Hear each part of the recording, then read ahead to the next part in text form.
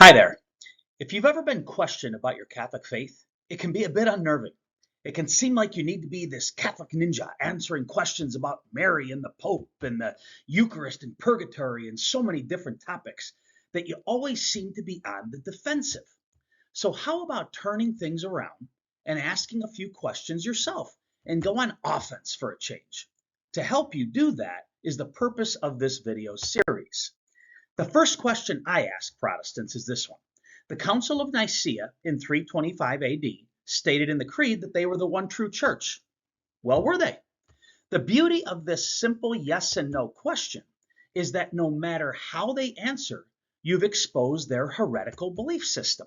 If they answer yes, then why don't they believe? If no, then who was the one true church? So let me explain.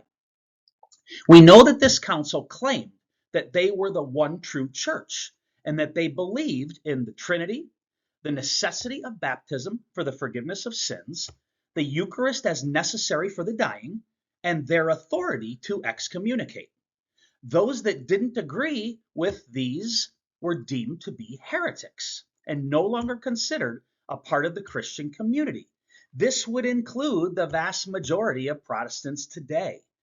So to those that answered yes, they would have to admit that they would not have been in communion with the one true church and would have been heretics.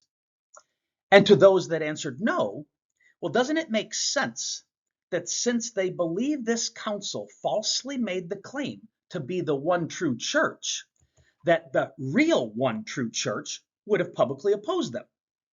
They would be compelled to. Christians don't sit on our hands. We aren't bashful about pointing out error, even if we're persecuted for it. So where is that opposition? It's nowhere to be found other than obvious heretics like the Arians. Jesus stated in Matthew chapter 18, verse 17, that the church would be the final arbiter of truth. So if not this council, then who would Protestants have gone to? They have no answer because their belief system had not been invented yet. So they would have been considered just another heretic group that the church would have needed to deal with. Whether they answer yes or no to this question, the conclusion is the same. They would have been labeled a heretic.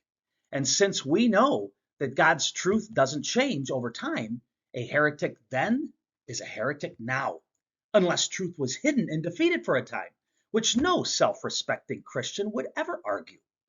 Help them to see that maybe, just maybe, as painful to them as it may be, their interpretation just doesn't hold water. There's actually a lot of leaks, and this is a big one. I hope you found this video helpful, and we'll discuss question number 2 in our next video, where we continue to go on offense and uncover more leaks in Protestantism. Until that time, may God bless you on your faith journey.